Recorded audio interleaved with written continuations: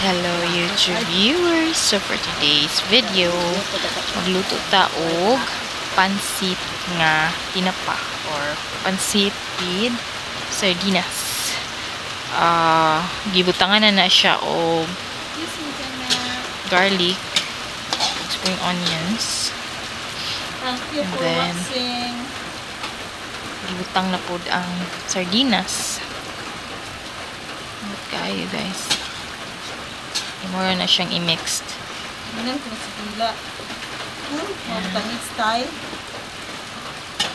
By the way guys, na siya mantika dahil nabutang na daan before sa garlic.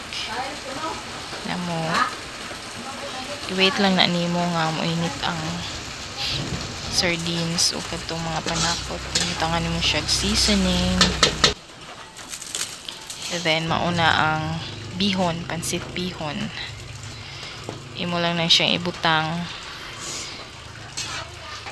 after init na ang sardinas. Gisabuan na mo siya og tubig pero mga 1 cup lang na siya. And then soy sauce. Si Mimi gigutom na jud siya. Nagpanilap na. Gawat na siyang maluto.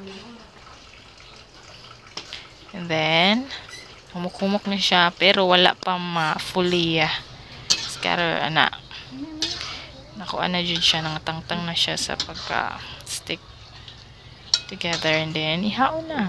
Mauna na siya ang among pansit with sardines.